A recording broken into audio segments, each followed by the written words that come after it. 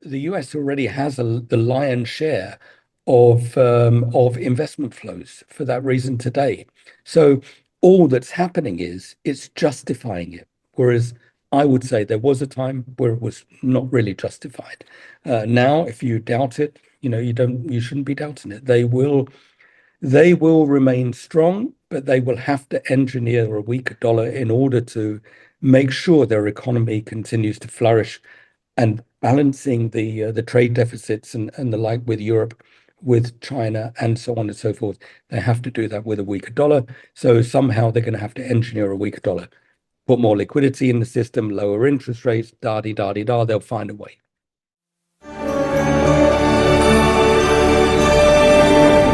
Holy fuck, holy shit, it's a dinosaur! Jesus Christ, what the fuck?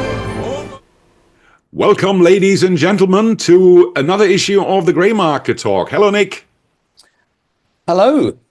As a recent success of over 1,300 viewers for our program, I thought, well, if that is possible to repeat, I have to introduce ourselves in the best light again. So I'll start with me, because that's very easy and short. I used to be a market maker, was a partner at Bear Stearns, and I'm retired now, obviously, and love to talk with my good friend Nick about markets and, well, bounce around ideas, philosophy, everything that's going on. And who's Nick? Nick used to manage more money than Scrooge McDuck. The Americans know what to make out of that. He was the chief investment officer with, you always are trying to be modest to say, oh, it was only about 60 billion euros. So I love to exaggerate that. I've counted it. Close to the truth. It's more than you could buy 1 million Rolexes for 10,000, and that still wouldn't be enough money. So just take it from me, he managed so much money that I love to talk to him because he made decisions and he obviously did not get fired. Had a good performance. Anyway, Nick, was that good enough for you? That was, it'll do. Let's see if we go viral again this week. Lovely. So we have three great topics here. We will start with politics in Europe, especially Germany, briefly. Then we'll go, obviously, what interests everybody, what happened in the United States, about DOGE, about Elon, about Trump, his new cabinet. And then we'll go into one of the most beautiful charts as a setup with the line of doom, and let's talk about S&P and Bitcoin, what we can see here. And let's start with block one. Block one, politics. And we are not, to disappoint you, we're not mentioning any politicians in Europe or Germany because Nick and I do not want to get arrested or be blackballed or anything. So we're staying with the economics. And there was one fantastic chart I stumbled across coming from the magazine Capital. And it showed Germany that only 15 million of our, it must be about 85 million citizens now, are net tax contributors in Germany. What does that actually mean? I divided a trillion because that's the tax income we have, or the tax take we have in Germany. Half of that goes to the federal state and half of that goes to the municipals, and then they all spend it on things. That's roughly 12,000 euros per person. And the calculation here, but it's not clean, but it's very simple to say, okay, fine, that means 12,000 euros per head are being spent on services. So if you pay more than 12,000 euros in taxes, you are a net contributor in the easiest calculation, but it's never that easy. Let's just do the simple calculation and say you're a family of two, you both work, you have two children. How much in taxes are you paying, or how much services are being attributed to you? So 4 people, so that means 12,000 euros per person, 48,000 euros in services are hitting you already. Then you have 2 kids. 2 kids go to school, and let's say for easy calculations, it's also 10 grand per child per year in school fees. Even if the state is picking it up, it's not the state, it's the taxpayer who's picking it up. So we're already at 48, 58, 68, let's say 70,000 euros. This example family receives in services. Even if you pay 30, 35, 40,000 in taxes, you're a net receiver. You're not a net payer. So we have 15 million net payers defined. And I thought, who's getting screwed the most? It's young people at the beginning of their career, no kids, just working hard. Yes, you have to count these 12 grand of expenses that go towards you through public infrastructure, police, services, everything out there. But you're already paying the highest tax rate in Germany at 58,000 euros gross income. That's when you're already paying, well, the max tax rate. How is that sustainable, Nic? I think people don't mind paying tax as long as they earn the money. And so there are two things. Basically, tax has got to be fair. So in other words, the majority of the people need to be paying it rather than the few. And it comes to the other chart you showed me, which was about how economic growth has moved along in Europe versus the US, or is it Germany versus the US? There's a huge I'll gap. put that in right here while we're talking. I Yeah. mean, there's a huge gap since the year, I think your chart was 2000. And what it effectively shows is that, the US has been growing like gangbusters and European growth has been very sluggish. Now, is that economic policy? Is that sort of the fact that Europeans don't have, the ability to just print money when there's trouble ahead, because they have to worry about their currencies, so they have to be very austere. They have to stick to a budget, whereas the US don't really have to stick to the budget because at the end of the day, they are the reserve currency, and nobody seems to be too stressed about that, at least not yet. So the US definitely has an advantage, and and also you have to say they probably had the better economic policies, using the advantage to to the fullest extent. And where that's left, European growth is quite bad. And then you could say, well, is European growth also hemmed by this sort of unfairness in the tax system, or is it because of policies, other policies and regulation and red tape?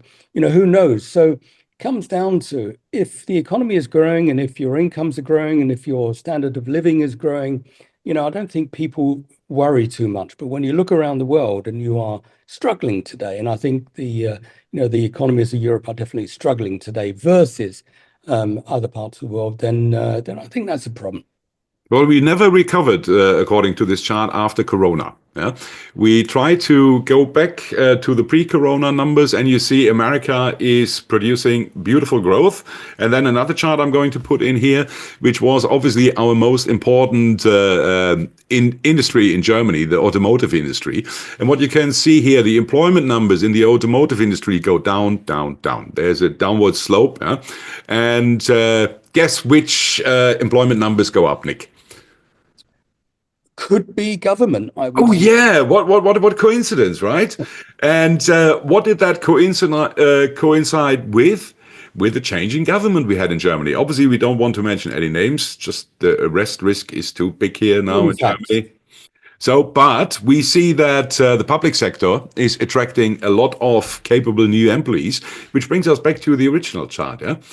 Everything that needs to be needs to be spent has to be produced first. By definition, public sectors cannot produce things, right? They produce administration and control functions, but they're not allocating assets in the most productive way.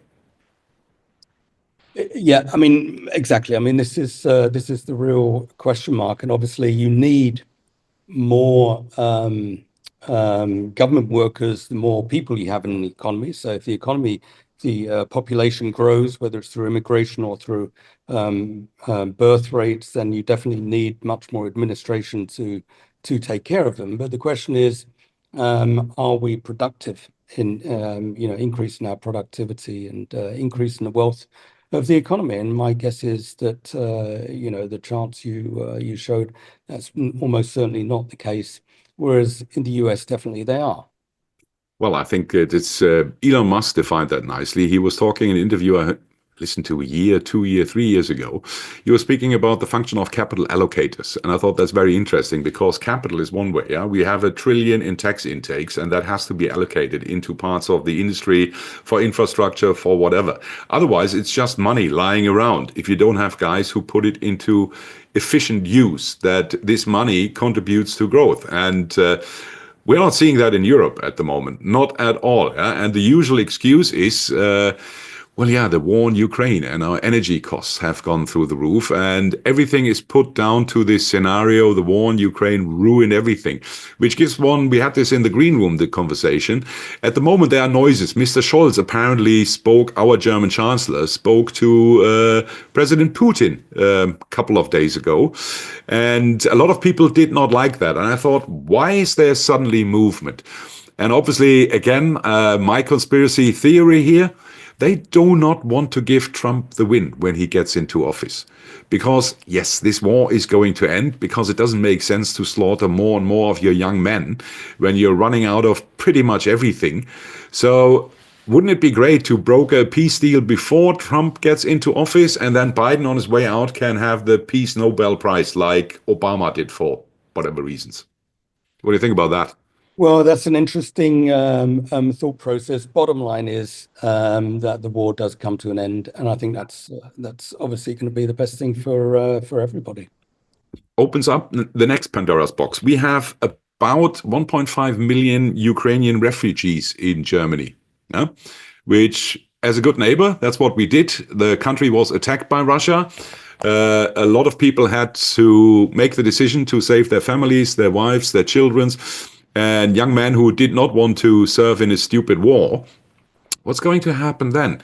We don't have the tradition in Germany, at least since the Bundesrepublik, to actually say, okay, bye, thank you, see you again, please all leave us now.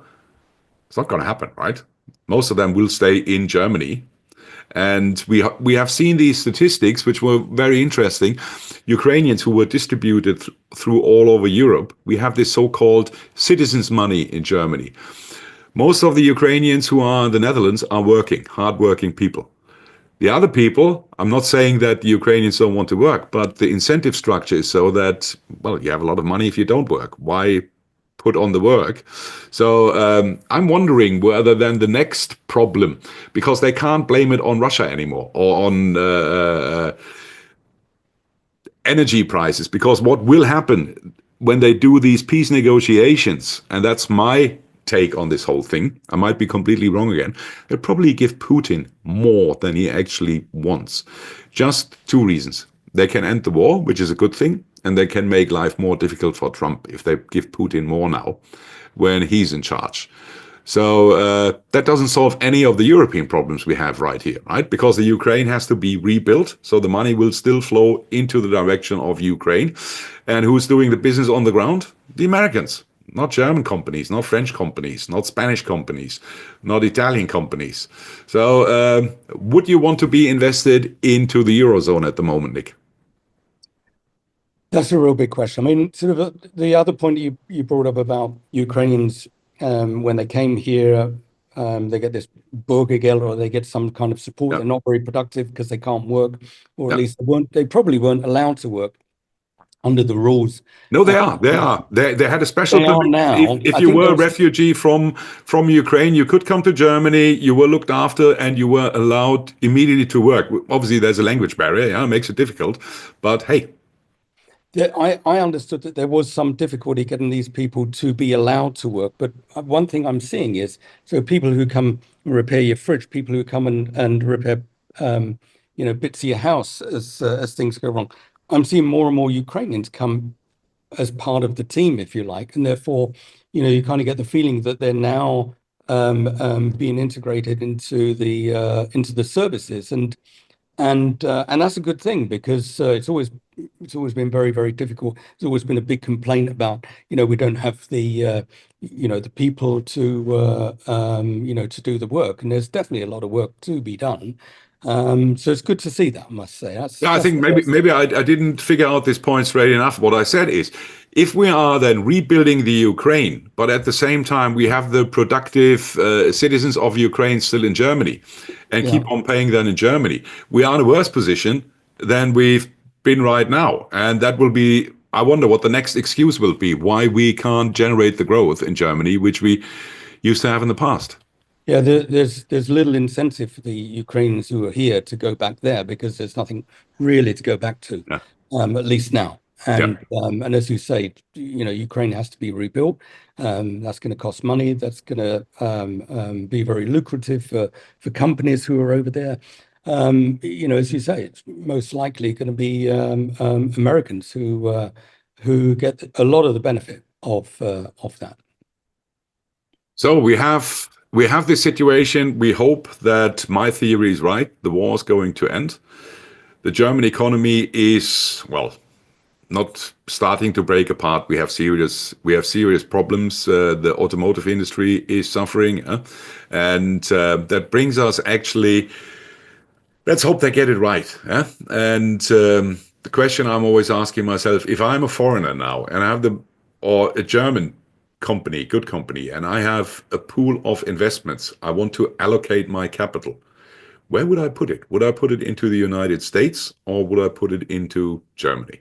Well, that is the big question. And obviously, before Trump, you had this administration in the US that I must say were, making some very questionable decisions, and you would argue the case. In fact, I did argue the case on a number of these videos that you are much better off out of the US and into other economies than in the US. And that was primarily due to the fact that I didn't really see a positive outlook for the economy in the US versus other countries. So I see Asia. Obviously, Europe has its own issues. Europe needs to solve its issues, but I would rather be in emerging and Asia rather than US. Since Trump, where you have this clean sweep for the Republicans, you have a Republican president and Republicans, in the two decision houses, as it were, then there's really a strong case to argue that America remains, the choice destination for capital.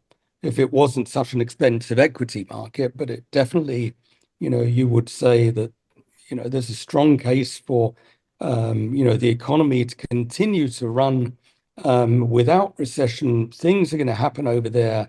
There are going to be plenty of opportunities to invest capital as they try this reshoring. They improve tax. So that's the other thing we sort of forget in this thing is if they do drop corporation tax, down to whatever it is, then the earnings power of the S&P suddenly goes up. So where even, I'd said the outlook for earnings is still very, very strong in the S&P, and it's very optimistic, but that's why the numbers are where they are, and that's why the market keeps going up. Well, if you drop the tax rate, then your earnings per share and the outlook for the the earnings forecast is going to stay high, and it's actually going to be probably even higher than where the analysts have them today. And if that were the case, then the market stops being expensive. And That's where the potential opportunities are. Let's get officially now into the second part. Let's talk about the United States, because that's the most interesting market. We have seen this tremendous election victory of President Trump, which, at least if you followed the official channels, wasn't on the cards. Yeah, even I got tricked into, it's going to be a tight race and we don't know. Yeah. Well, I live in Germany. I believed the official news channels and thought it is a tight race. It was by no means a tight race. Yeah? He won the popular vote. He won all the swing states. And so here we are. We have a new president coming in, number 47. We had this video. Will he be number 47 or 48? Yeah? It doesn't matter whether they shoehorn Kamala Harris in to be the first black president, female president for a month or two. It's not going to happen anyway. I don't think that Biden will retreat just to make that possible. No. So Trump is here. And does he already has built a cabinet or a team, a support team here? Big elephant in the room. Obviously, I'm also putting the chart in. It shows Tesla versus all the other car manufacturers. And, Elon Musk, yeah.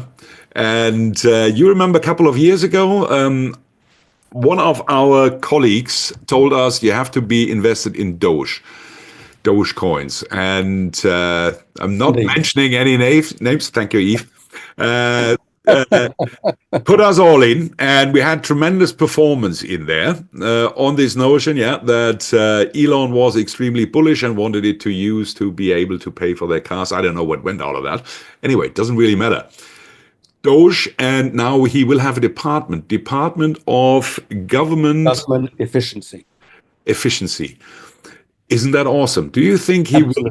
Do you think he will actually be able, when realpolitik comes in January, to deliver? Because they were talking about, what did he want to save every year? A trillion or something? Trillion, which is impossible, or trillion. The number seems quite impossible, but and when you look at some of the comments on Twitter, there's a lot of people doing the calculation saying, well, actually, if he's just going to go in and do what he did at Twitter, which is go and can a load of people, and obviously there's we talked about overemployment in the public sector versus in the auto industry.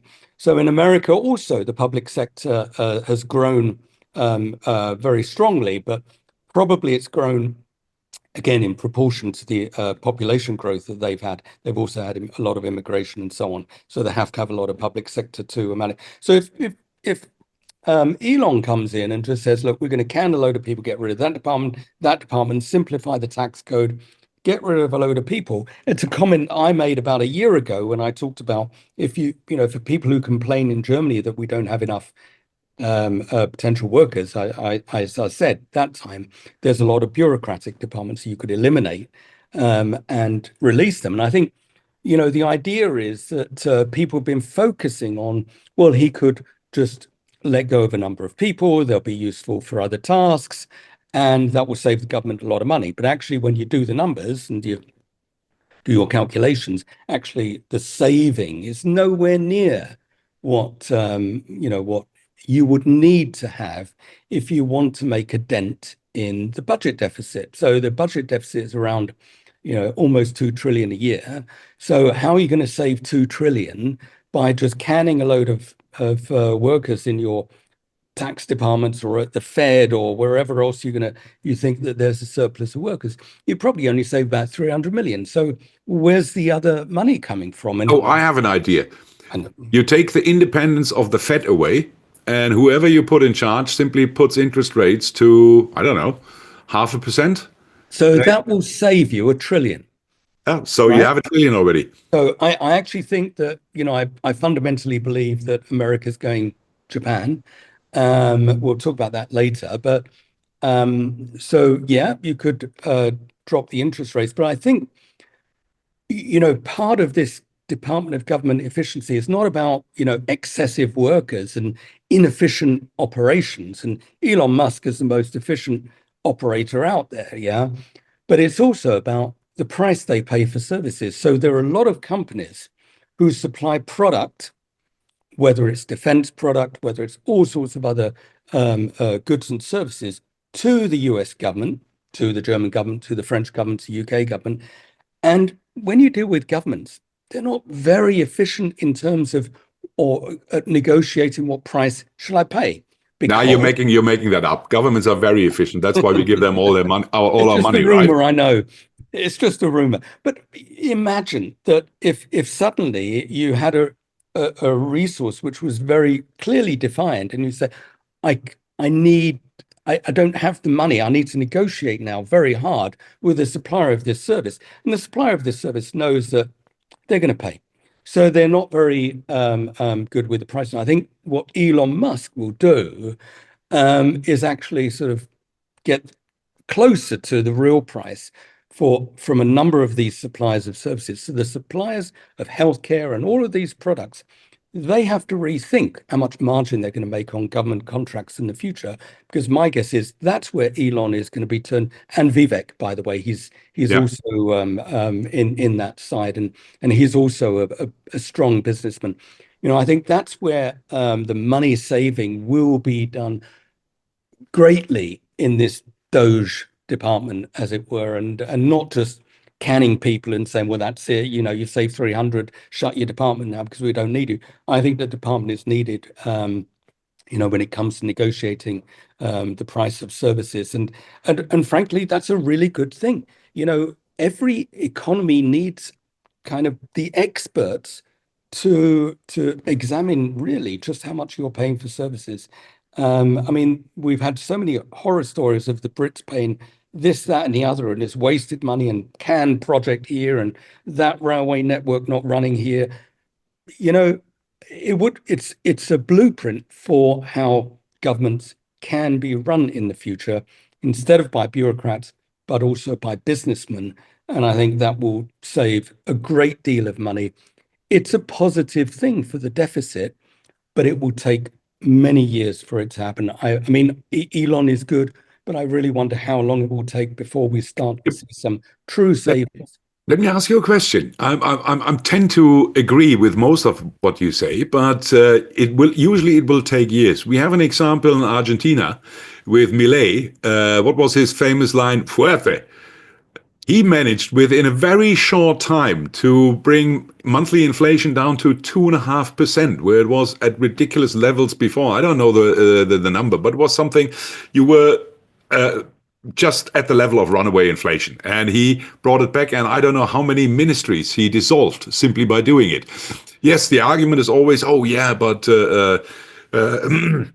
wealth distribution went down again. And yeah, because all these people who were fired in the departments do not find an infrastructure where they can produce productively in Argentina. However, in the United States, you have that, especially if you reduce taxes. So all these government workers could actually find better paying jobs in the private sector. And that would give you the ammunition to say, yeah, we're going to be brutal now. And well, Elon showed at Twitter how brutal he can be, right? Yeah, as I say, I think, I hope you're right, sooner rather than later, but being realistic, it's not just about the people, it's about the contracts that are being negotiated. And it really wouldn't surprise me if these guys in the corporate world, America, have got 5-year contracts for supply of services at a certain price. And it will be very, very difficult to change the price or how the services look until these contracts expire. So, I really, it would be great if you could just take the Millet chainsaw to the whole sort of bureaucratic world and to all of those people who have been ripping off the government and the taxpayers for many years. But I really wonder how long that will take. I honestly don't know. We don't know. We are observers at a distance, but as I say, the point of the message is DOGE belongs everywhere. It belongs in the UK. It belongs in Europe. We really, as taxpayers, we really want, forget about sort of asking the government to cut taxes. It's very difficult when the government already overpaid for services. Well, if the first thing you do is to get them to pay the right price for services, it's easier for them to cut taxes. And so I think, this type of department, they can take that as a lesson. I think that will be a really good thing that, to introduce that. What influence might that have on you mentioned it, the healthcare sector? Because in America, the insurance for healthcare, they're not allowed at the moment to compete over state lines, very protective there. But from an initial response, I would simply say, okay, medication they always have the example of insulin in the United States, where you pay 3, 4, 5 times the prices you pay in Europe. And it's a generic product. There are no copyrights on it. And as a diabetic myself, I think, yeah, that's ridiculous. Why do you have these prices? Obviously, it's only a small example. But the United States has the best medications you could possibly find because they're allowed to make a lot of money with it. If you take that ability away, would you want to be invested in the healthcare sector in the United States if Elon has his way? Well, now you're talking about Elon, but I'm now talking about Robert Kennedy Jr., Yeah. who is now the health. He's being proposed as the health secretary. A few Republicans have said bad decision. The stock market has said, oh shit. So Lilly, all of these biotechs are down as a result of this thing. This has been signposted for months that he's coming in. So I don't really think that's to do with, the fact that he is there. But clearly he is somebody who is very, very focused. He was very focused on the vaccines. He's very focused on health. He ran part of his campaign was about getting the right health at the right price to to the population. So I think if he does get the nomination, then he will make some very, very big cuts to what these people are doing, and he will definitely put them under the scrutiny of is it really good for the American folk? Have you really studied this thing? Have you looked at the pros and the cons? So I think that's a really uncertain world for the investment climate for the likes of a Pfizer and all of these people. When you've got an uncertain kind of path, how do you do your cash flows? And you're going to have to build some large haircuts, and I think you're going to have to get these prices lower than where they have been. Wouldn't be the game again, assuming that Marx wasn't complete wrong in everything. Concentration, that you have the big conglomerates who are able to compete across state lines, have good products, and the smaller ones are being taken out. Because in the German press, I followed that quite. They said, "Ooh, with Robert Kennedy, he is an anti-vaxxer." So I read up on that and thought, a complete and utter lie. What he said about these modern experimental drugs, he said we should make vaccination available for everybody, but we can't enforce it by state that people take it. Yeah?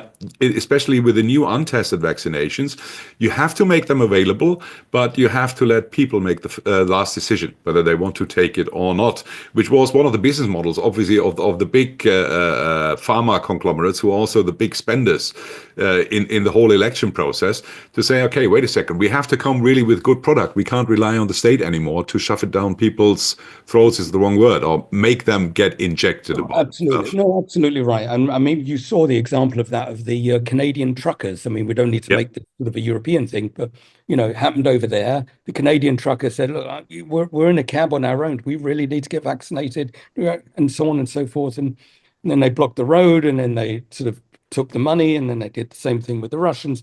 So, there was this sort of strong force of government for people to take these vaccinations, even if they didn't want them. And as you say, rightly say, that Robert Kennedy was all about giving people the choice, making sure the drugs are properly tested, and so on and so forth. And as a sort of person of a country, that's a good thing. And so for all of those people who are trying to fight now his nomination, you can see that these people are, heavily influenced by the lobby, the farmer lobby, as it were, and the supporters of Kennedy. Guess where they're coming from? They're not coming from the Republican Party, who are sort of heavily lobbied. They're coming from Bernie Sanders. Bernie Sanders is saying, "What a great idea," because finally we're going to get, a better service to the consumers, and he's thinking about price, making it more affordable, and so on and so forth. Obviously, other people are thinking about other things, but this is a big topic right now, I must say, as to making sure that Kennedy's in. If he's in, the implications are going to be, as an investor, what does that mean? We really need to thoroughly analyze these companies. There'll be some opportunities, but it's nervousness, I must say. Well, And it's also what you said earlier. Reducing healthcare costs, services is a big implication. Maybe you can achieve that, and I can achieve it in the right way. Brings me to the next guy who was Googled up. I knew him, Pete Hegseth, Secretary of Defense. Probably. Yeah? At the moment, we still have to talk about probably everything, even though the Republicans now hold the presidency, the Senate, and the Congress. So the nomination process will be actually quite easy in the United States. You don't have to have a big squabble. If everybody approves, then you have the guy you want in there. Pete Hegseth, who was he? The German press always called him was a Fox News anchor, which is true. And as I'm a Fox News fan, I love to watch this channel. Not because I'm a hardcore conservative, but hey, you have to watch the other side as well. I also watch CNN, but CNN got rather boring. Anyway, he has two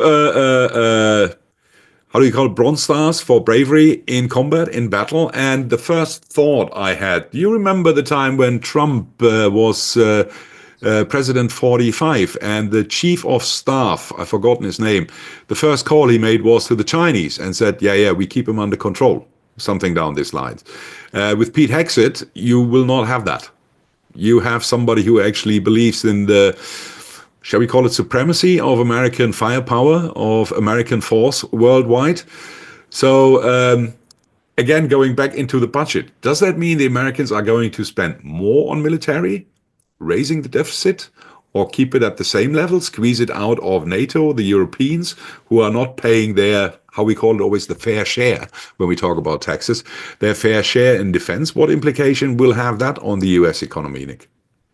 Again, I really think that every country can kind of be more efficient. More efficient doesn't necessarily mean paying less. It just means more efficient. It means getting more bang for your buck, as it were. So I think one of the things this guy has said is woke is out now from the Army and the Navy and the Air Force. And God knows how much money they have spent on that. But that money that they have spent on that can be better used for the kind of things that he wants to achieve. So, he's shifting budget from one part of his department to another part of his department. And maybe that's just sort of net at the end of the day, the same. But, if he were to sort of tap on Trump's door and say we need to spend more on defense, then Trump's going to say, have we got the money for this thing? Or somebody's going to say, we don't have the money for this thing. Why? Because they've got a 2 trillion deficit. They're paying $1 trillion now in interest charges. They've got to pay the healthcare. They've got to do all of this. And the tax revenue is this. And it's less than what they need to pay. And so how do they manage this deficit over time? And that's really the big fundamental question. How does this thing go on in the US? And is it the bean counters, if you like, the accountants, who are going to be saying to the head of defense, sorry, mate, got no more money. You can use what you got, just be more efficient about what you're using. You can have what you've got, but it doesn't get any higher than that.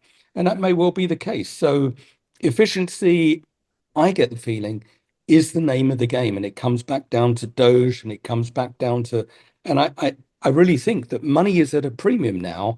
Governments need to treat it that way, to say, just because it came from the taxpayer doesn't mean, you can just spend it willy-nilly. And if you don't have enough, you can go and tax them a bit more, add another 2% on tobacco duty and petrol duty and all of this stuff. Tax and spend, which is what the Labour government is doing at the moment in the UK. So who is set for running the Treasury?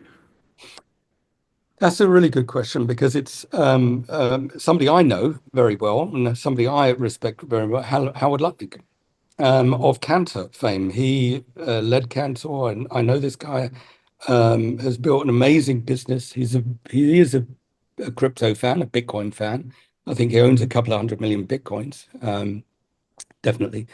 And he would be good for Bitcoin. But a lot of people are saying that he's like a bull in a china shop, and we want this other guy, Scott, will come to me, who is Besnick, I think, who is one of Soros's team. He's a little bit more sort of, the intellectual in the room, strategy, macro, and all of this stuff. He would be, in my view, a much better advisor, economic advisor. He might even make take over the job of Jay Powell, because there's no way Jay Powell can stay. So it's not been decided, but I'm a fan of choosing Lutnick. I think he is a broker. And what do brokers do? He puts buyer and seller together. He finds a way for a win-win for both parties. And if your main negotiating counterpart is China, what is it that China believes? China believes in this win-win state. And I think Lutnick would be an absolutely sort of dream guy to have as Treasury Secretary. And Cantor's were one of the biggest bond brokers in the world.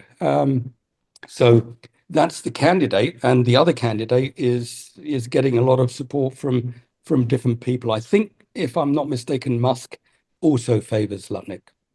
Just full disclosure, one of my brokers in the past used to be Cantos as well. So yeah, as I say, I spent a lot of time with these people, and I know Lutnick, so good guy.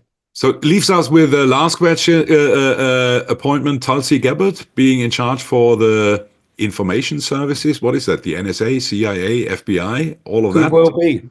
With Certainly. Robert Kennedy being there and Trump having been almost assassinated twice. Will we all find out now who really killed Kennedy? And do we have aliens already somewhere in the United States? What do you think? That's a really good question. No idea to any of that, but I think Trump, when you look at this team, it's a dream team.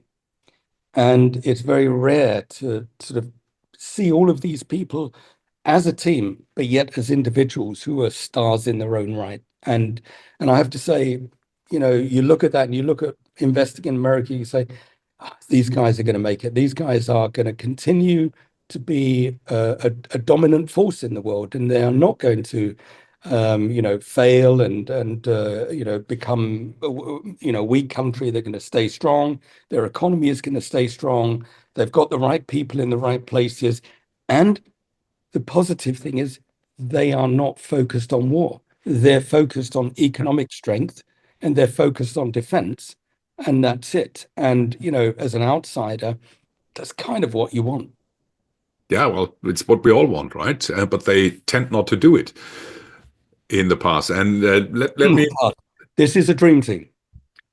that gives me a very nice segue in talking about obviously the deficit keeps popping up, keep popping up, keep popping up. Yeah, that is the big issue which we're going to see, which has been played by the markets. And while we were giving our seminar, we saw then the reactions of the market after Mr. Trump became 47 again, and there was euphoria in the market for exactly the reasons you just mentioned. Yes, deficit is one point. Yep. Deficit will be difficult. But the other point was, which you started the conversation with, is America or the US market seemed to be expensive before the elections in earnings power. And especially when you consider tax reductions and producing more stuff, is it still then expensive or not? The question is this euphoria we have seen? And I tend actually to sell into euphoria because I've seen that before. It never works out well. Reality soon catches up and then you see what's really happening. Anyway, we've seen the euphoria and the big reasons behind it are, on the one side, deficit. Is it going to be as bad as we all assume, or will corporate earnings completely annihilate this bad situation we are in? There's a chart I'm going to put in here as well. It was the earnings yield of the S&P versus the reverse yield of the 10-year. So there is Equity risk premium. there is no risk premium at the moment for equities anymore. This would surely change if the things come to be as the new team hopes they will be, right? Yeah, indeed. I mean, firstly, the equity risk premium is really important, but it's historically a bad predictor of future, like the next year's equity returns or the following year.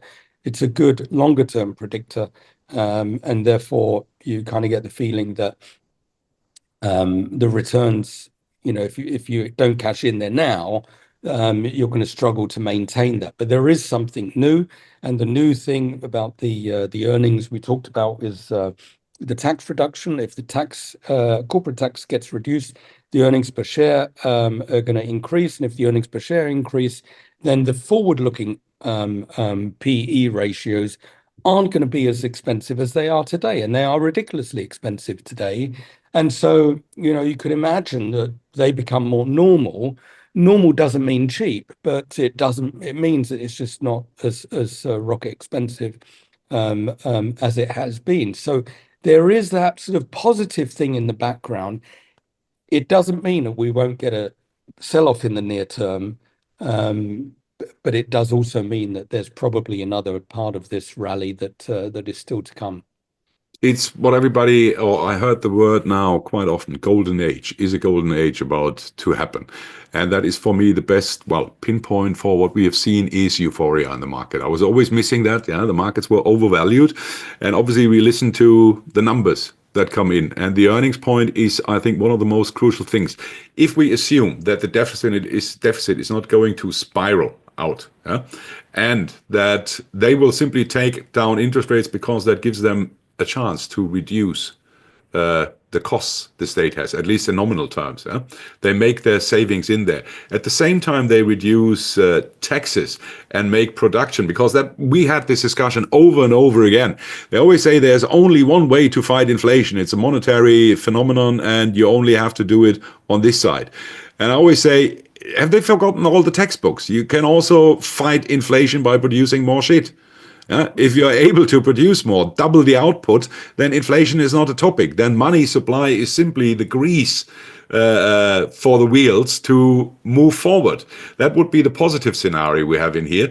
At the moment, what I'm seeing, I'm with you, I don't want to call it, yeah, it is euphoria, but the positive notion, what Trump's going to be able to do, will probably carry us into January, February, and then people will see what the reality really does. Yeah, buy the rumor, sell the fact. If we look at the chart pattern, it's actually quite interesting. We've given away part of the gap after the election. We're testing now the all-time highs right now in the chart. And that brings me actually to part 3. I got this, that was my chart of the week. I distributed that internally as well. They called it the line of death. It goes back till 1929. And I believe, I'm not necessarily a big chart fan, but I believe in long trends. And if you see a really, really long trend,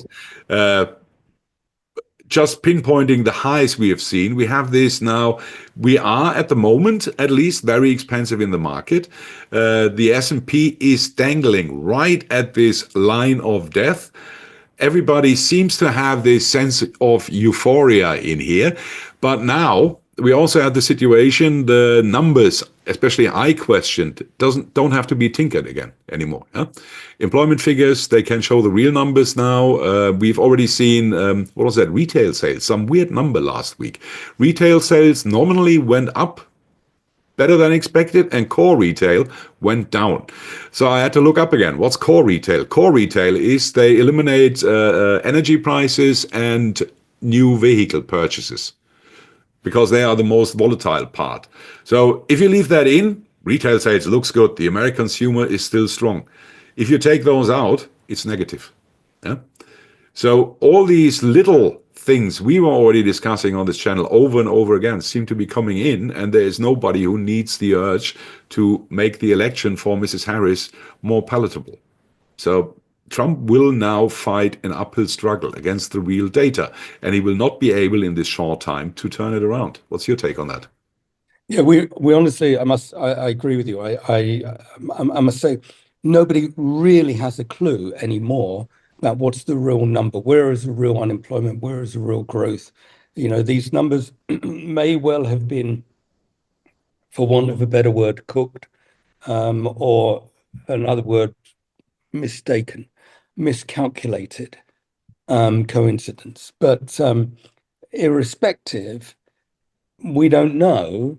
But when we look at the earnings, and you say you can manipulate government stuff, corporates can obviously also manipulate. But we look at the free cash flows as well, and they look fairly solid in these companies that are sort of driving the S&P.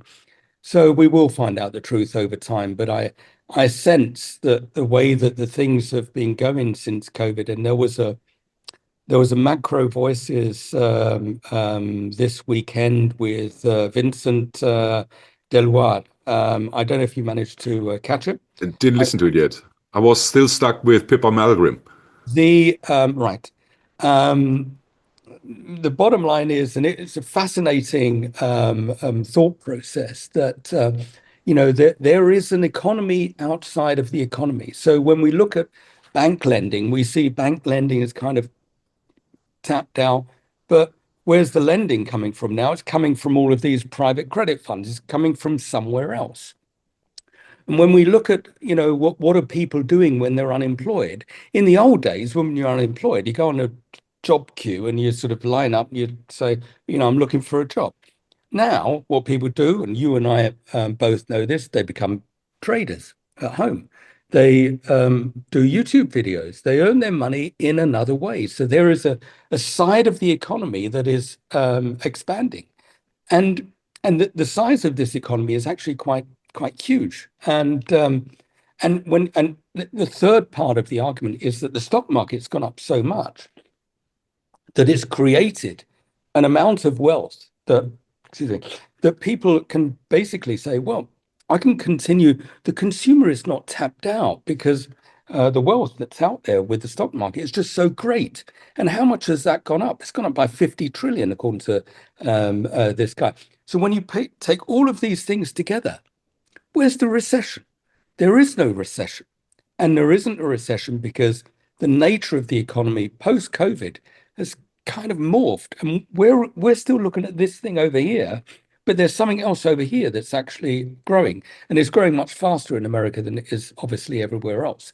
And so the fear of the consumer being tapped out is perhaps somewhat overdone. And on that basis, there is always a kind of a flaw at the moment to the economy as the economy morphs into this new type of world. And that, what does that mean? And then he went into the quads, right? Your quads, your sort of Goldilocks, reflation, stagflation, and deflation. And he basically says, well, on the basis that the government of the day, and this is the thing that I've been talking about nonstop with on the grey market talk, there will not be a recession. And it's the first time I've heard somebody effectively say, there will not be a recession. And what does that mean? He says, well, you take out that box in the corner. If you take out that box of deflation in the corner, what is the time when the treasuries do their best? They do their best when there's a recession. Now, if people suddenly realize that the role of treasuries in a portfolio, which is to balance a portfolio in a time of recession, and as I say, I've been saying it for a while. Vincent has basically come out and said exactly the same thing now. There will not be a recession. Well, what do I need the long end of the treasury bonds for in my portfolio if the only time they really outperform markets is when there's a deflation? There is no deflation anymore. There is no recession anymore. So that's why treasuries start to cheapen up.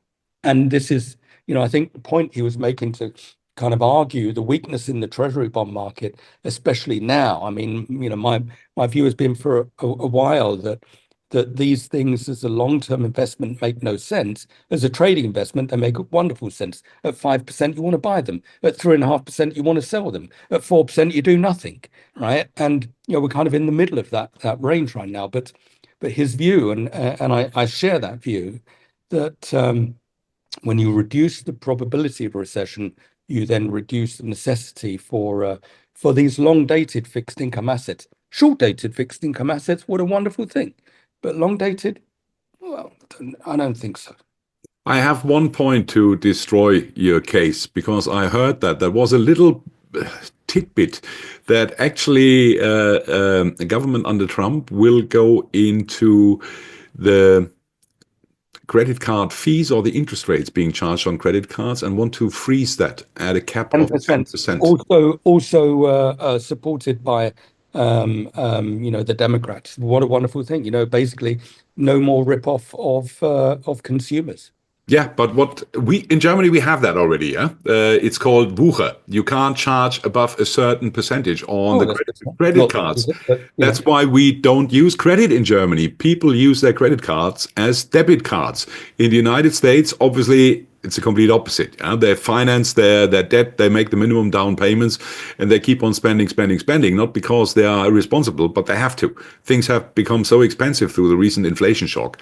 If you take that away, the solution is not that there will be more defaults. It will be simply that there will be more credit made available, less credit made available to less people, which means purchasing power is being sucked out of the economy. Could that be the point that tips it over to get into the recession, which I was, very aware of, that markets will not move or economies will not move in a straight line. Eventually, we are going to see it. And sometimes it needs a tiny prick for the needle to pop the balloon. That could be one of those.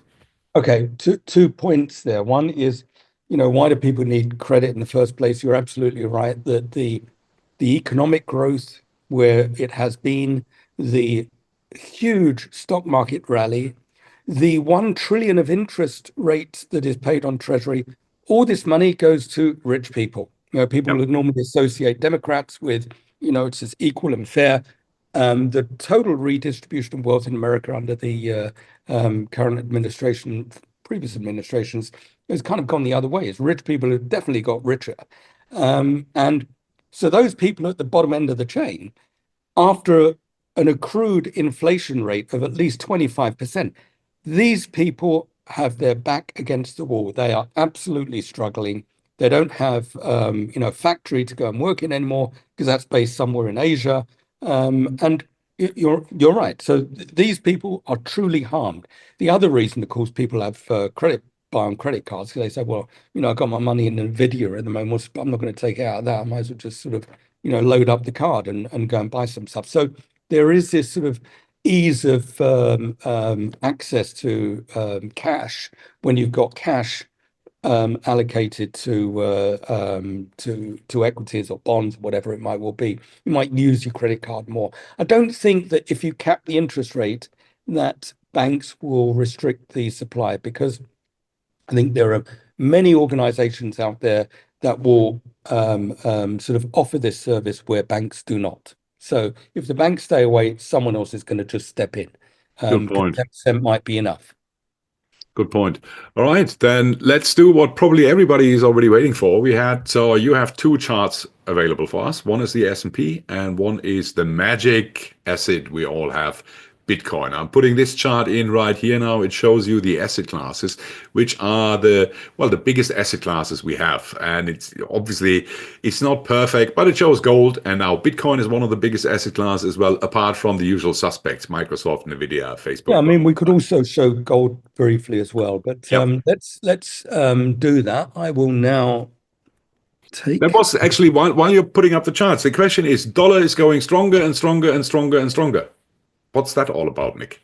Well, I think that is actually a very good question, because up until the Trump election, um, my view was that the dollar should continue to weaken. Why? Because, we expect the Americans to go Japanese, and effectively what that means for the Fed is to carry on printing or to start the printer again, and fill the gap where the foreign investors in US Treasuries are missing, and therefore that will weaken the currency. And there was a technical level at 100.60 in the DXY, which is the dollar index.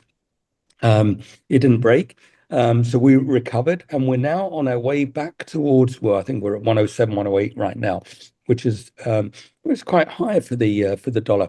And I think what they're building in is just simply, excuse me, Bless higher you. rate for the 10-year. So as the 10-year has been sort of gone from almost 360 in yield to now 440 or wherever we are, it's an extra 80 basis points. That has made the US assets certainly much more valuable. And obviously much more money has flowed in. The other thing, or will flow in. And the other thing that people are doing is actually pricing in Trump's policies. So if the policy is to say, well, we're going to reshore, that is what I'm saying that Japanese are going to be doing, is repatriation. They're basically taking capital which is overseas, and they're saying to the people in, to the corporates in Germany, corporates in Asia, you won't be tariffed if you produce in the US. And so effectively, people are saying, well, if that's the case, that's a dollar positive asset. That's a dollar positive result. And if the dollar continues to rally, that's not really what Trump wants, and it will kind of hide the benefit of tariffs. And so, at the end of the day, my guess is that the dollar will kind of find its peak around the 109, 110 on the dollar index, that is, before retreating low. Because I think, as we said earlier, great way to reduce costs is cut your short-term interest rates. And I think they will do that. They will have to do that. They will have to get the dollar down, and that should be part of. They need to equalize this sort of repatriation thing. They can't just sort of price themselves out of the world economy. I'm a simple man. Could it be that simple? If I go back to basics and say, if I look into the history books, the market actually doesn't really care about where you set your interest rates, as long as you are the strongest economy in the world, then your currency will go stronger. We've seen it in Germany. We've seen it in the British Empire. We've seen it in the American Empire. Is the dollar actually confirming that Trump might be with his team onto something, that he'll get the last bastion of real capitalism going in the United States again? Therefore, people want to hold the currency of the strongest country in the world? Well, the currency, remember, is a relative Yep. instrument. So the dollar is against the yen or the yuan or the euro or the pound. And when we look at these other economies today, and we look, firstly, let's look at it against China, one of the strongest economies in the world. That's struggling. So the dollar stays strong against China for the moment until China can actually sort of re-engineer its growth. Um, the dollar is strong against the yen. Exactly the same thing. The Japanese are trying to sort of get their economy out. They're trying to go from this negative interest rates to zero interest rates to positive interest rates. But they're still at or around zero in their interest rates. You know, the European economy, we don't need to say any more than the European economy. And the UK economy is, struggling. So on a relative basis, when you look at all of these economies around the world, you say, well, I kind of, if I were to put my bet on a clean sheet of paper, I'd probably say, the dollar has to be strong against all of these other economies. It doesn't mean that the dollar is going to stay strong against stuff like gold, like Bitcoin, like commodities, or anything else. But what it does say is that on a relative basis, it's going to get a bigger part of the allocation. But remember, it has already a big part of the allocation. So if you look at the MSCI World, which is a global index of equities, around 65 to 70% is effectively dollar based. So the US already has the lion's share of investment flows for that reason today. So all that's happening is it's justifying it. Whereas I would say there was a time where it was not really justified. Now, if you doubt it, you shouldn't be doubting it. They will remain strong, but they will have to engineer a weaker dollar in order to make sure their economy continues to flourish and balancing the trade deficits and the like with Europe, with China, and so on and so forth. They have to do that with a weaker dollar. So somehow they're going to have to engineer a weaker dollar, put more liquidity in the system, lower interest rates, da-di-da-di-da. They'll find a way. Perfect. That will be the starting bit for our video, your monologue just there. All right. Okay, good. I always worry about what you're going to put at this front. Um, so we are. Yeah, you showed a chart on the S&P to me in the green room. This is basically where I am on the S&P, and of course there are a lot of people who will see this in a positive way. In that, from the no, there were sort of two key lows, November 22 and November 23. So you can see down here November 22 and November 23. And since that time, the market has effectively just gone up.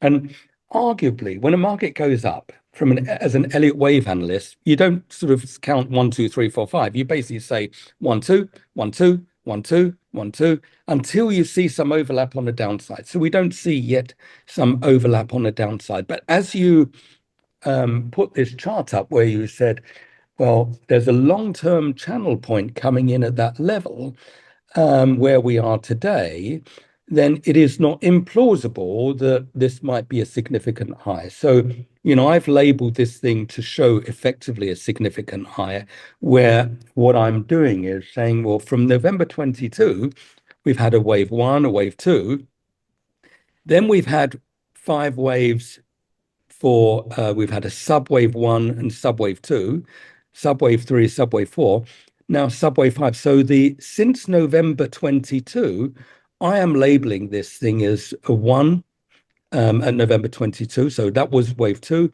And now I'm counting a full 5 waves as subwave three here, intermediate wave three, you can see from November 22. And I'm saying I can count 5 to that point.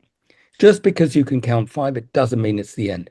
But let's just say, because of this trend line, because of expensiveness, because of uncertainty, because of this euphoria which took the market to this high. Let's just say that that is the high. What will happen next if it is? Well, what will happen next is likely the correction, and we would have to break through this 55-day EMA or 50-day EMA and head towards this 200-day EMA. And the target that I've put for such a correction will be possibly down to around 5,200, 5,300, maybe even lower. If it's a wave fours usually enter the price territory of the previous wave four of one lesser degree, which is sort of in this zone of 5.6 to 5.2. So that's my kind of idea. If we are peaking now, then I'd want to see very soon break of this 50-day EMA and heading lower. And once we break that, I think the next target will be this sort of 5,500. So It's let me show off a bit because if I've learned something from you in the meantime, otherwise we'll cut it simply. We've accomplished a wave four, so the next would be a wave one, yeah, down. But we can also have the count as a wave three, which also would make the wave four being a down move, right? So we are at the moment, to repeat, we are in intermediate wave three, which is that yellow three Yeah. up here. And after a three is a four. And a four is a down movement. And down movements are three waves. So whenever you see three waves, that's so you can see it here. Three waves are usually a great point where you'd say, okay, low risk reward, I buy the dip. And there have been many opportunities, three wave moves all the way down here, where you see, things correcting in three waves. And so wave four should be a three-wave movement. If it is wave four of such a degree, so I've called it, say, an intermediate degree, then it needs to finish within the wave. Well, it doesn't have to, but it's sort of usual that it finishes within the wave four of one lesser degree. So that would be the green wave four, which is this level here, 5,200 or 5,000, between 5.6 and 5,000. That area, that zone, and in three waves. So we have to see, and in order to see that, we need to see the first overlap. So here's an overlap point that we need to see. So we need to see a break of 5,691. So basically, what people could do, one way to trade this thing is to say, okay, I don't believe it's a high. I'm going to buy it very, very close to that sort of overlap point with a stop at that level. In case this is still a 1 2 1 2 1 2, and it continues up towards the 6,000 6,500. But I'm assuming, with all of the reasons you gave with your trend line and so on, that actually I think this is possibly a good time to take some money off the table. And if that's the case, then we will be heading lower. There are, as I say, I've got other counts which are more bullish, less negative than this thing. But I'm showing this thing today because I think it sort of fits nicely with that long-term trend line since 1929. Normally, what you want to see are sort of negative divergences. So you'd want to see things like, put call ratio really high. We want to see, the RSI showing you some negative divergence, but there's no negative divergence here. So we might see a correction. It may not be as deep as I'm talking about today. But it's sort of how I see the market, and I certainly I'm not long at this level, and I am playing a short myself. So that's how I see the S&P. As I say, there are alternatives. There are plenty of guys who just literally are doing 1 2 1 2 1 2 1 2, and then still waiting to do the threes and the fours and the fives and so on and so forth. So super bullish, generational investment opportunity because there has been no overlap, because we're not overlapping here, we haven't overlapped here or here. We just continue to go up. We make these corrections, but they never overlap the start of the previous wave. They're just going up. They're going up. If we go back, here we had again up. We never overlapped. We never overlap. We just continue to make these moves up. So I understand why people, from a technical perspective, only say, well, if we're not overlapping, then we're still bullish, aren't we? And I think that may well be, it's quite feasible. But there comes a time where you have to stick a 3 on. You have to basically say, okay, this is an end of a wave. As I say, I think it's quite feasible. 6,000 is a round number, kind of like it. Worth a go. And so far it's working. Whilst you're smoking. Well, we have the S&P. Obviously, I'm following the count, which you taught me to follow, and under chance or risk-reward perspective, I'm with you on this one. Valuations we already discussed earlier. Yeah, we don't have the tax expensive or cuts not. yet. We don't have anything to kind of justify, a new regime for a much, much stronger S&P.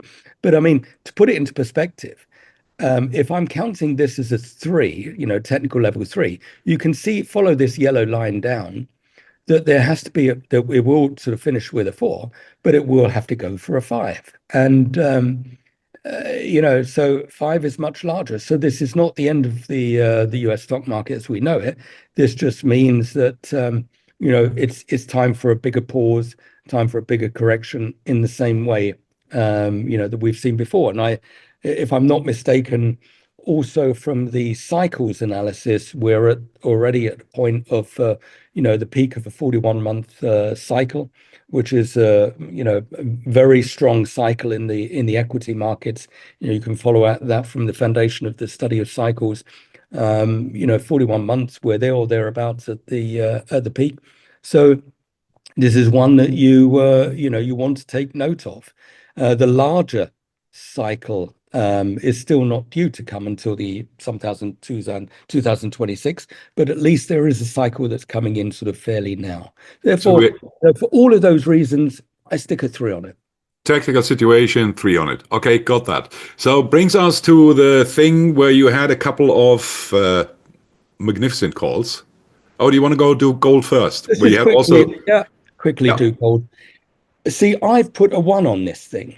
I've basically shown this is a completed wave, and a completed wave since, so what one is that? That is a 1 of this degree. How far down is it?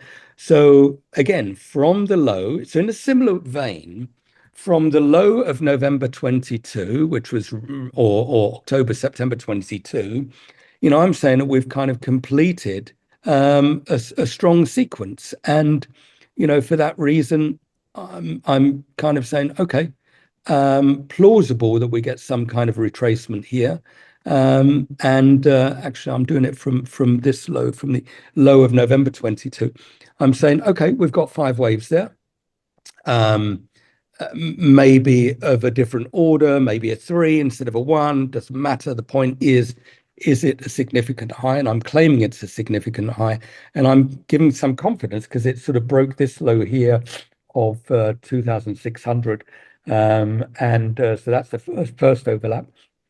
So on that basis, I'm looking for a correction somewhere down here, around 2,400 at least. That's somewhere like that, 2,425 in that zone. I'd be happy if it gets down there. Certainly, I'd be looking to dip a toe back into the market there. But gold looks like it's due for some kind of retracement further. As always, next point really to significant point where you really want to see things hold is just below 2,400. Actually, Murad's shorts are coming in now. Right. Okay. Well, Murad has the right view, I think, for now. And from a strategic perspective, and that's why I don't touch the strategic positions, gold for the long term, I think. Bitcoin, which is... Oh, let me slip one in. Yeah, go ahead. For correction or not, is it possible that all the money which used to stream or flow into gold after Trump's election has now, at least on a tactical level, gone into Bitcoin because you made magnificent calls on Bitcoin, and that's a justification again. You have just have it on the screen. We are now at a level. Is that level the starting point for a super frenzy in Bitcoin, or are we due for retracement? So, no is the answer to the retracement thing. I don't think the rally is over. And if I so this is the chart that I've been using as the preferred count for a while. You remember in the summer, we basically said to everybody, don't buy Bitcoin now. Wait till August, September. So we basically from somewhere here, we were basically telling people don't buy it until August, September, which was really the low we saw August the 5th. It was turned out to be the significant low. I think that when we pinpointed the date using the cycles, I think I was sort of plus minus 3 or 4 days either way. I think I was August the 7th or something like this. I can't remember, or the 12th. But either way, I was looking for a low around here for different reasons. And the reason that primarily gave me confidence was the length of this purple box, which you can't barely see on the chart. Maybe I can just sort of quickly, make it a different color. It's probably, I've overdone it, but never mind. Irrespective, this box is the one I'm talking about. That length of box is the same as the length of box of this one down here. And, I like the symmetry. And so I was kind of looking for something ending around here. And then I said, well, on a symmetry basis, it's not really Elliott wave, but it is sort of sometimes you see these things.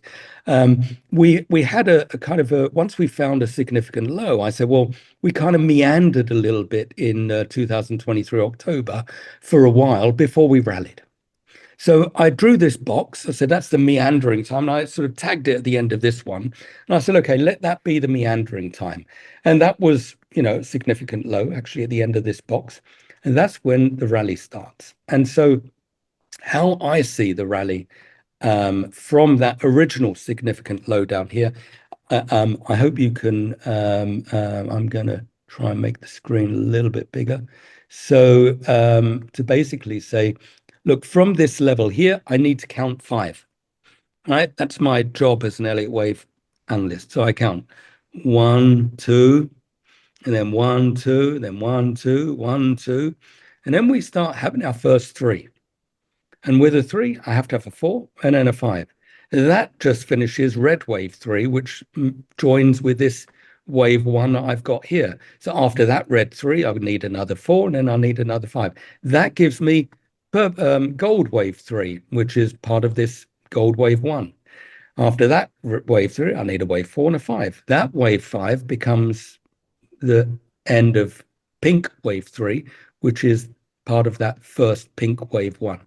So, and then after that 3, I need a 4 and then a 5. So you can see that in terms of the path that this thing is potentially likely to take, I need to finish off many kind of ups and downs and ups and downs and ups and downs before this thing is truly finished. So, ignore the numbers, for this point in the cycle, we're talking about between 100,000 and 150,000. That's a pretty wide number, but when you're trading 50,000 at the time, that's sort of quite far away and looked fairly impossible. Now looks it's sort of almost impossible that we don't go there, in my view. But we're about 92,000 or so today. So for that reason, that still remains my kind of preferred outlook for Bitcoin, but with one caveat. So that's Zoom, that's that. No, can you see a cycle on your screen, or am I sharing the same one? No, I'm not sharing it. I'm still on the Bitcoin chart. Right. Let me try and share something else, and then we can call it a day. This is cycle spectrum. cycles. So let's just sort of max it out. Let's put on log so we can see. And then we basically look at the most recent price action rather than the 200-day cycle. The 200-day cycle we can talk about in a minute, but let's just put a cycle top here. How many bars have I got? 1,300 bars, that's enough, right? So we got 188-day cycle here coming at the top. We have longer cycles still topping, so very close to, yeah. So, and if I look at a longer, much longer maximum chart of Bitcoin, and just basically make this fully, we have what's called these 5 waves up, 5 cycles up, and and 3 cycles down. This was a pattern, sort of put forward as a thesis by one of the key guys at the Foundation of Studies of Cycles, that's Lars von Tienen. And basically his hypothesis is that Bitcoin goes up in 5 cycles, goes down in 3 cycles, goes up in 5 cycles, goes down in 3 cycles. And the 5 cycles from the up from the last low, so he talks about it as a 200-day cycle. So we have the first 200-day cycle here, the second one here, the third one here, the fourth one here where we're at now, and the fifth one is here. So somewhere, and the reason I put this up is because of the Elliott wave chart that I showed earlier, where effectively I said, look, we're coming up to sort of a target of, let's just say, between 100 and 150,000. And that timing of that sort of on my chart looks like somewhere around mid 2025, right?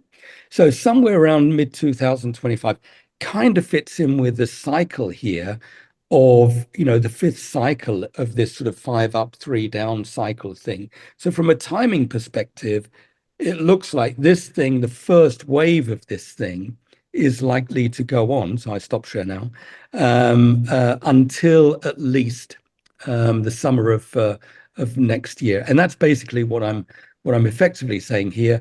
And I'm just putting a number 1 on this thing. But after that point, expect a much larger retracement before anything else that happens to Bitcoin. All of these forecasts from everybody, Michael Saylor of 2 point whatever it is million per Bitcoin, quite feasible, but we have to sort of trade these things in wave. And the first big correction point is likely to come somewhere in the mid of or thereabouts in 2025. And that's the kind of path that I see it. As I say, I've been, it's been so right so far, touch wood, but I'm still on this as my preferred count of the alternatives that I've got. And the path that I've got till the middle of next year before we see a much, much larger correction. Very short term, do you think it's likely that we'll try to pinch the 100,000 before we see, a small correction coming, or have we already reached the territory here at 93,000 or 90,000? Well, I mean, if I go to kind of a smaller scale, I'm not sure if my chart will allow me to do a smaller scale. I'm frightened to put in a 1 hour thing on this thing, but basically, if it allows me, then great. If not, then we have to sort of look for something else. So I'm kind of suggesting here that no, it definitely doesn't allow me, so that's a bit of a mess. I'm suggesting that we are in this sort of pattern of ups and downs, and if you can see my wave 4s here, there's a 4 in yellow, there's a 4 in red, there's a 4 in gold, there's a 4 in pink. I'm not showing those things lower than around 80,000.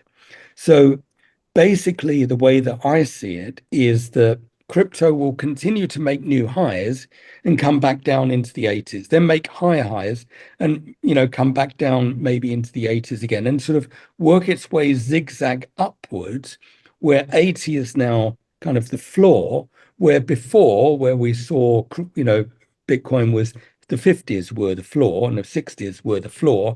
Now I think the 80s are the floor as we finally sort of make our way into this, what I've got it as a sort of final wave of the first wave I'm seeing this thing as sort of 80 as the floor, and then it gradually makes higher highs. Thanks. So let's stop Bitcoin right here. Before we close up, I want to throw one thing in. Wednesday's NVIDIA Day. Oh, of course. Could that throw a spanner in the works? You always said, yeah, Bitcoin and Nasdaq eerily similar. If NVIDIA comes in disappointing, the whole party could be over, and we see the correction in the S&P. Or NVIDIA comes in with bumper numbers. We are calling off the recession. We're calling off everything, and we see the spiraling to the upside. Well, on the video, we still don't have an answer yet from Supermicro Computers whether or not they're going to supply any accounts before the deadline. The deadline is Monday, Tuesday next week. So the deadline on Supermicro Yeah. is going to be before the NVIDIA results. So that's the first thing we have to sort of get over. NVIDIA results are NVIDIA results. I mean, they're always bumper. So people have been euphoric. Even good numbers may not when you're in a wave three or when you're in whatever it is as a top part of wave, it will correct. Bitcoin at the moment is trending on a different story. It is firstly the Howard Lutnick effect.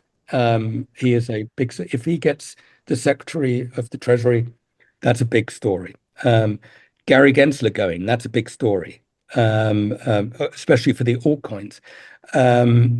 And there is still the story of the US becoming or basically putting 1 million Bitcoins in their reserves. So, that topic is at least 6 months old. The US have said that if Trump gets in, they want to put a bill forward. I think the bill is being discussed at the moment, that they will have 5% of the Bitcoin market, like they've got theoretically, or we're supposed to have 5% of the gold market in Fort Knox. Nobody's ever seen it apart from, James Bond in Goldfinger. But Bitcoin, they want to do the same. They want to strengthen the currency. Who knows? Maybe in the future they'll issue a 100-year treasury bond. Who's going to buy that? Well, maybe if I back it by gold, maybe if I back it by Bitcoin, maybe you do get some buyers for this thing. Maybe you kind of solve the problem of this debt financing until you kind of fix your economy or fix the tax system and fix your deficits. So they want to put that as a reserve. And people still question, why do we need it and stuff? There'll be a reason, as I say, sort of treasury-backed, Bitcoin-backed, gold-backed treasuries is a very good reason to sort of build up your reserves. And if they do that, then you've got the second country, so first one was El Salvador, having Bitcoin as reserves, and not a small country. So you may well see other countries starting to use Bitcoins as reserve. So this changes the whole nature of Bitcoin as a commodity, as a store of value, in the same way that gold is. And so it legitimizes this instrument, whatever you say about use cases and all of this stuff, use cases for gold. Yeah, there you go, use cases for gold. So use cases for Bitcoin, if people trust it, then it is something that you can potentially back a debt issuance with. And so if they take out 1 million supply, 800,000, because they already have 200,000 confiscated from different activities. The Germans used to have 50,000. They sold those deeply at 50,000 or something like this, 55,000. They might have to buy them back. So if the US do this, other countries may follow. And as I say, that legitimizes it. So NASDAQ falling or not NASDAQ falling, NVIDIA falling or not NVIDIA falling, I think for now, people are sort of still in that sort of phase of, we like this thing and we think it's getting more legitimacy. And when it gets more legitimacy, it becomes much more entrenched in people's portfolios. Therefore, the flow of funds as they come into markets now and a little bit over here will go into the world of Bitcoin, and Bitcoin will sort of find its way higher. So I am a Bitcoin bull. I've been sort of Bitcoin bull for a while now, as you know, and I still see the story as becoming more and more legitimate as a result of countries changing their mind about, is this a thing or is it just, just a tulip? Well, I'll promise you one thing. I'll start getting invested in Bitcoin when I hear the news, because I heard that the other week, that Indian housewives, They own more gold than all central banks of the world together. And they have it in chains and necklaces around their neck. The moment I hear that they are settling for putting, I don't know, NFTs, Bitcoins around their necks, I'm in. I heard that there is also Chinese are buying crypto now that Trump has been elected because they also see, again, this legitimacy thing, whether it's a real story or not a real story, we don't know. But it's kind of plausible in a way that, people want to have something in addition to gold, something electronic, something you don't have to lug around, something you don't have to sort of hide in your safe or whatever it is. You just have to remember 24 words and then you're done. Fantastic. Nic, that was a great show. As always, I've learned a lot about Bitcoin again. I hope I'll get deeper into this topic, and probably the moment I start doing anything whatsoever, you can use me as an indicator Jim to Cramer. do whatever you please. To all our viewers, thank you for staying with us. We are well above an hour, I can Sorry, see. that I was hope it me. was worth your time. I enjoyed this. I hope Nic enjoyed it. And we hope to see you soon back again on this channel. Nic, any last words?